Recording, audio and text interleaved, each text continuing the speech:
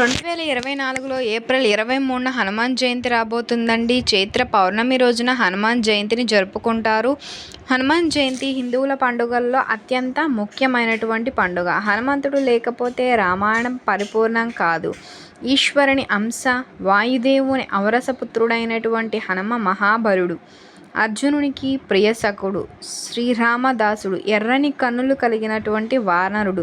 అమిత విక్రముడు. శతయోజన విస్తారం బలన సముద్రాన్ని దాటినటువంటి వాడు. లంకలో బందీ అయిన సీతమ్మ శోకాన్ని హరించినవాడు.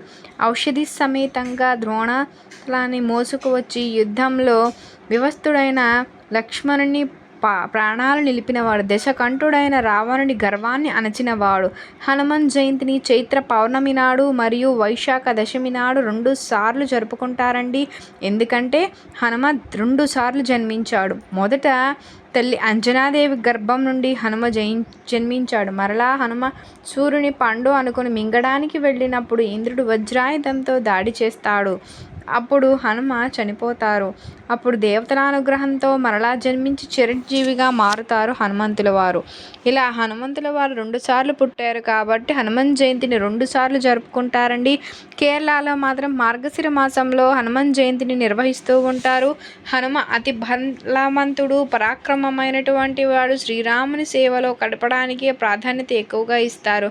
తన మనస్సునే మందిరంగా చేసుకుని శ్రీరాముల వారిని ఆరాధించారు. హనుమంతుని గుండె చీల్చి చూడగా సీతారాముల వారే దర్శనమిస్తారు. హనుమాన్ జయంతి రోజున భక్తి శ్రద్ధలతో ఆంజనేయుడిని పూజించాలి. కలోకపి వినాయకం అంటే వినాయకుడు, హనుమంతుడు కలియుగంలో త్వరగా ప్రత్యక్షమయ్యేటువంటి దేవతలు అని అర్థం. ఇక్కడ రామనామం వినిపిస్తుందో అక్కడ తప్పక హనుమంతుడు ఉంటాడని భక్తుల ప్రగాఢ విశ్వాసం. ఎత్ర ఎత్ర రఘునాథ కీర్తనం తత్ర తత్ర కృతమస్తకాంజనం బాష్పవారి పరిపూర్ణలోచనం మారుతం రాక్షసాంతకం. శ్రీరాముని కీర్తన జరిగే చోట హనుమంతుడు పులకితుడై అంజలిని జోడించి ఉంటాడు.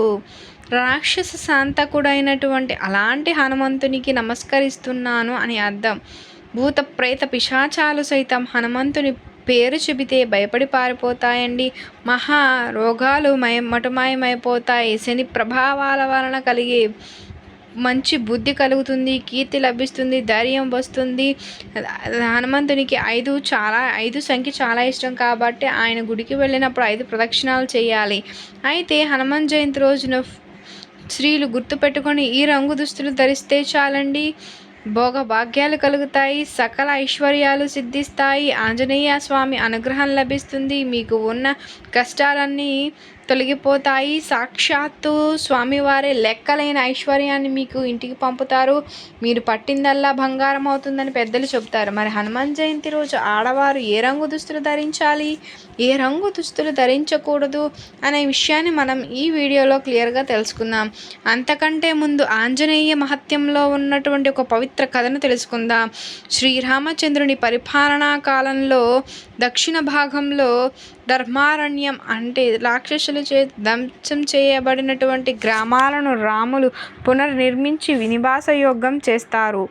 ఆ గ్రామాలకు మందర నగరం అనే దానిని ప్రధాన కేంద్రంగా చేస్తారు.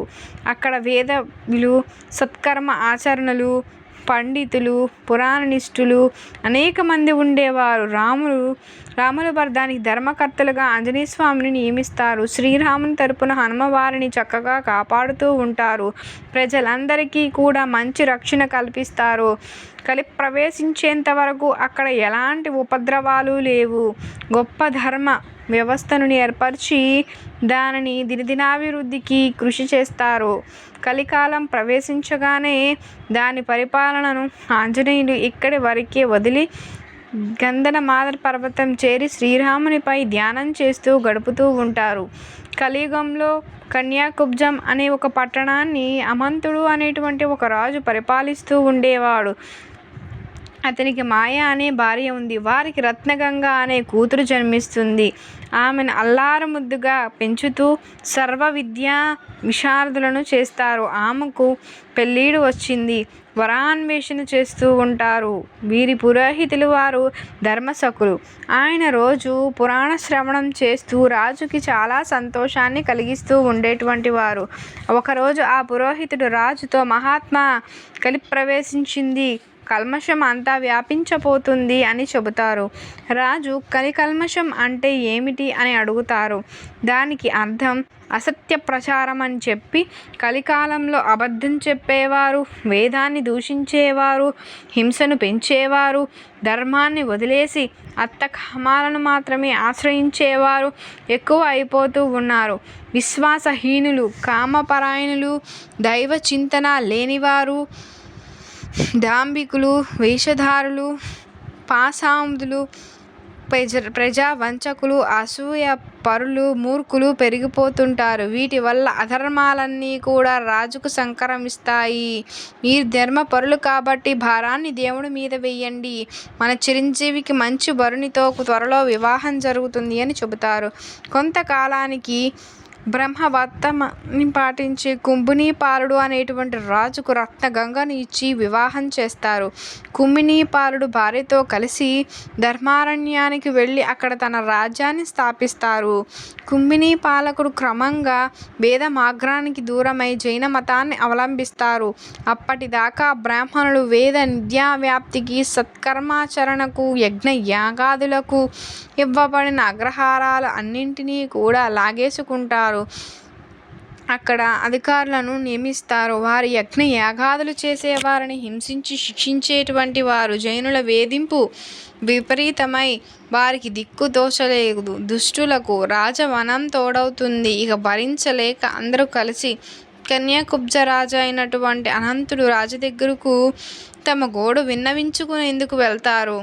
తాము అతి ప్రాచీన కాలం నుంచి ఉంటున్నామని, త్రేతాయుగంలో శ్రీరాములు మహోదరం పార్తు మరికొన్ని అగ్రహారాలను తమకు ఇచ్చారు అని, తమ అల్లుడు కుంభినీపాలుడు దుర్మార్గంగా వాటిని లాగేసుకొని హింసిస్తూ ఉన్నాడని, దేవతారాధన, యజ్ఞ యాగాదులను నిషేధించాడని, పూర్వ జీవితం కొనసాగించడం దుర్భరంగా ఉందని, మళ్ళీ తమ దైవ కార్య నిర్వహణకు తమ వృత్తులను కొనసాగించుకోవడానికి వెంటనే చర్య తీసుకోమని విన్నవిస్తారు.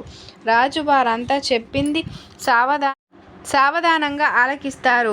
అల్లుడు తీసుకున్నవన్నీ బ్రాహ్మణులకు ఇచ్చి వేద విద్యను ఆటంకం కలిగించవద్దని చెప్పి రాజు పత్రాన్ని ఇచ్చి వారిని పంపిస్తాడు.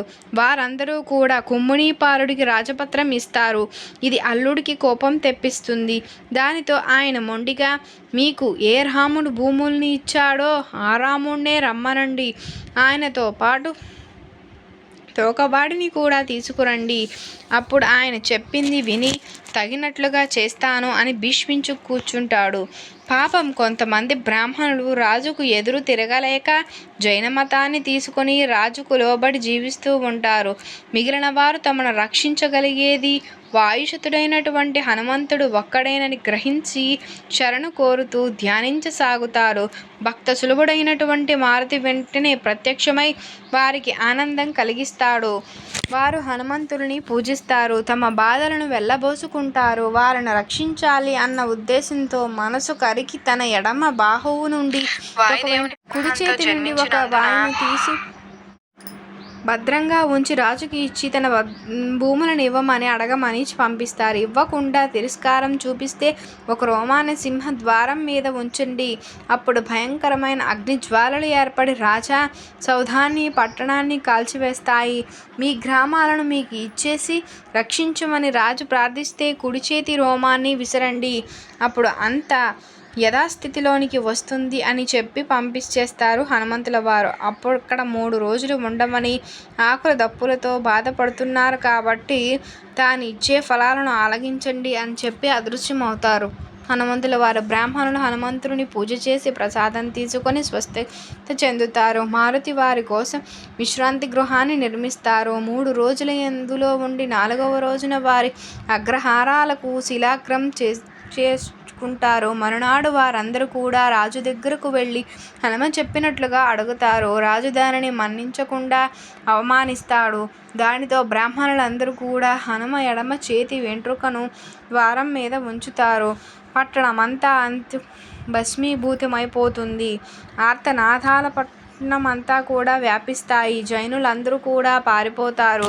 బ్రాహ్మణుల ప్రభావాన్ని గమనించిన రాజు భయపడి వారి అగ్రహారాన్ని వారికి ఇచ్చి వేస్తాడు. అప్పుడు బ్రాహ్మణుడు కుడిచేతి రోమాన్ని విసిరివేస్తాడు. దానితో పట్టణం మామూలు అవుతుంది. రాజు కూడా బుద్ధి తెచ్చుకుని శ్రీరాముని భక్తునిగా మారి వేదానుసారంగా ప్రవర్తిస్తాడు. ధర్మ సంస్థాపకుడై విష్ణుదాన వ్రతుడై ప్రజలను కన్న బిడ్డల్లా పరిపాలించుకునేవాడు. ధర్మారణ్యాన్ని నిజమైనటువంటి ధర్మారణ్యంగా పాలించాడు. త్రిమూర్త్రాత్మక స్వరూపుడైన హనుమంతుడు అందరూ కూడా భక్తి శ్రద్ధలతో పూజిస్తూ సుఖాలను పొంది చివరకు కైవల్యం చేస్తారు. ఈ వీడియోకి వస్తే హనుమంతుని జయంతి అంటే హనుమంతునికి ఎంతో ఇష్టమైన రోజు. ఆంజనేయ స్వామి పుట్టినటువంటి ఈ రోజున ఆడవారు ఉదయాన్నే నిద్రలేచి శుచిగా స్నానం చేసుకుని ఎరుపు లేక ఆరెంజ్ లేదా పింక్ కలర్లో ఉండే శారీ కట్టుకుంటే చాలా మంచిదండి. చీర అని కాదండి, డ్రెస్సెస్ వేసుకునేవారు కూడా రెడ్, ఆరెంజ్, పింక్ ఈ కలర్స్లో ఉండేటువంటివి వేసుకుంటే చాలా మంచిది. ఆడవారని కాదండి, పిల్లలు పెద్దలు అందరూ కూడా ఈరోజు రెడ్, ఆరెంజ్, పింక్ కలర్స్లో ఉండేటువంటి దుస్తులను ధరించడం వల్ల ఆంజనేయ స్వామి వారి అనుగ్రహం లభిస్తుంది. సకల ఐశ్వర్యాలు సిద్ధిస్తాయి. లెక్కలేనంత ఐశ్వర్యం లభిస్తుంది. పట్టిందల్లా బంగారం అవుతుంది. అలానే ఈరోజు ఎట్టి పరిస్థితుల్లోనూ నల్లని రంగు దుస్తులను అస్సలు ధరించకూడదు. ఈరోజు నల్లని రంగు దుస్తులు ధరిస్తే దుష్ట శక్తులు పట్టి పీడిస్తాయి. కాబట్టి ఈరోజు ఎట్టి పరిస్థితుల్లోనూ నలుపు రంగు దుస్తులను ధరించరాదు. ఉదయాన్నే స్నానం చేసి రెడ్ కలర్ లేదా ఆరెంజ్ లేదా పింక్ కలర్లో ఉండే దుస్తులను ధరించండి. ఆ తర్వాత ఇంటిలో హనుమంతుడిని పూజించండి లేక గుడికి వెళ్ళండి. ఇలా హనుమాన్ జయంతి రోజు ఈ రంగు దుస్తులు ధరిస్తే మీకు అంతా శుభమే జరుగుతుంది. చైత్రశుద్ధ పౌర్ణమి నాడు జరుపుకునేటువంటి హనుమంతి జయంతి రోజున జిల్లేడు ఒత్తులు నువ్వుల నూనెతో ఆంజనేయ స్వామికి దీపం వెలిగిస్తే అష్ట ఐశ్వర్యాలు చేకూరుతాయి. హనుమాన్ జయంతి రోజు సాయంత్రం 6 గంటల ప్రాంతంలో హనుమంతుడిని ఆలయాన్ని దర్శించుకొని ఎర్రని ప్రమిదలో జిల్లేడు ఒత్తులు నువ్వుల నూనెతో దీపారాధన చేసిన వారికి ఆయుర్దాయం, సుఖ సంతోషాలు, అష్ట ఐశ్వర్యాలు చేకూరుతాయని పురోహితులు చెబుతారు. ఇంకా హనుమంతుడి జయంతి రోజు హనుమంతుని ఆలయాలలో ఆకుపూజ, హనుమంత్ కళ్యాణం జరిపేటువంటి వారికి నీతి బాధలు తొలగిపోతాయన్న విశ్వాసం అండి. ఈరోజు గుడికి వెళ్ళాలి. గుడికి వెళ్ళలేని వారు కనీసం ఇంటి దగ్గరైనా సరే పూజ చేసుకోండి. గృహంలో పూజ చేసేటువంటి వ్యక్తులు పూజా మందిరాన్ని శుభ్రం చేసుకుని పసుపు కుంకుమ పుష్పాలతో అలంకరించుకోవాలి. ఎర్రని అక్షింతలను, ఎర్రని పువ్వులను పూజలకు సిద్ధం చేసుకోవాలి.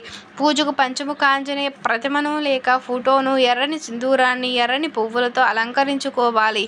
నైవేద్యానికి అప్పాలు, అరటిపళ్ళు సమర్పించుకోవచ్చు. ఈరోజు హనుమాన్ చాలీసా, ఆంజనేయ శాస్త్రం, హనుమత్ చరిత్ర వంటి సూక్తాలతో మారుతిని స్తుతించుకోవాలి. లేదా ఓం ఆంజనేయాయ నమః అనేటువంటి మంత్రాన్ని 108 సార్లు జపించి 5 జిల్లేడు ఒత్తులను నువ్వుల నూనెతో తడిపిన పంచహారతిని స్వామివారికి అర్చించాలండి. పూజ పూర్తయిన తర్వాత వీలైన వారు గుడికి వెళ్ళండి లేక ఇంటి దగ్గరైనా సరే పూజ చేసుకోండి. లేదా పూజ చేసుకుని గుడికి వెళితే ఇంకా చాలా మంచిది. ఈ రోజున హనుమాన్ ధ్యాన శ్లోకంలో హనుమాన్ చాలీసా పుస్తకాన్ని దానం చేసేటువంటి వారికి సుఖ సంతోషాలు చేకూరుతాయని నమ్మకం. హనుమాన్ జయంతి రోజున వాయుపుత్రుడైనటువంటి హనుమంతునికి ఆకుపూజ చేయడం వలన సర్వత్రా జయం కలుగుతుంది. ఈరోజు ఆలయాలలో లభించే సింధూరం నుదుటిని ధరించడం, ప్రసాదంగా స్వీకరించడం వల్ల ఆయుర ఆరోగ్యాలు కలుగుతాయి. మీకు కనుక ఈ వీడియో నచ్చినట్లయితే లైక్ చేయండి, షేర్ చేయండి, సబ్స్క్రైబ్ చేయడం మర్చిపోకండి. Thank you for watching. Thank you so much.